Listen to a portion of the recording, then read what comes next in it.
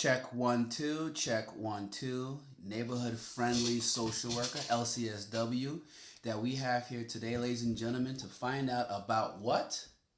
How to keep children and youth out of your life. Yes, because this social worker right here does not want your kids. Ba-dun-dun. So, I've been a social worker for about 5 years in a hospital, and I am called on a daily basis when mothers test positive for any substance, specifically illegal substances. Now, my job is once I get the call, I have to interview the mother, and then ultimately, if the mother doesn't have a prescription for the illegal substance, which they usually do not, I then have to call the local children and youth agency and get them involved. Just wanted to give you mom some tips and just give you some information on how to keep children and youth out of your life and your family's life. Tip 1, don't do anything illegal. That means smoking marijuana. Yeah, I know you have nausea when you're pregnant, but yeah, marijuana is still illegal. Don't do it.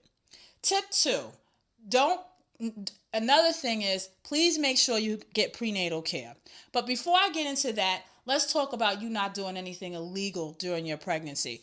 I'm a social worker, so however, I do have this experience in terms of how to tell you what hospitals look for.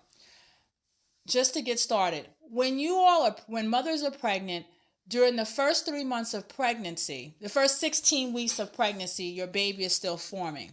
At the 16th week of pregnancy, your baby starts forming bowel movements, meaning whatever illegal substance or legal substance, whatever pill you take, that is kept in the baby's bowel movement.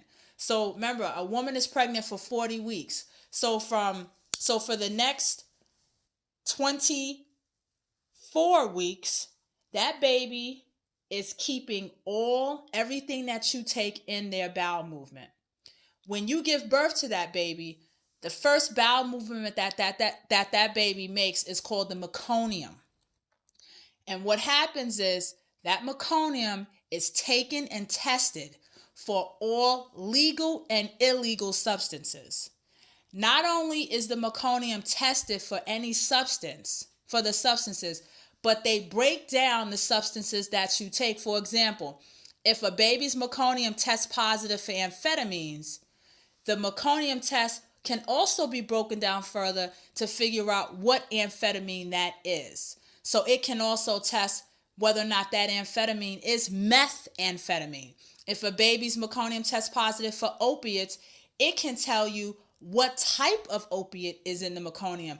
Oxycodone, Oxycontin. That's how specific these tests are. So when I go in the room and you tell me, my urine drug screen is positive, but, I haven't done it in like 2 months, or I haven't done it, I haven't even done it. That's a false positive. You're wrong. Or can you retest me? That's wrong. And I have the baby's meconium in front of me. What you're basically saying is, I'm telling the truth, but my baby's meconium is wrong. The baby's meconium has been in you for 24 weeks, and that baby has absorbed everything you have done.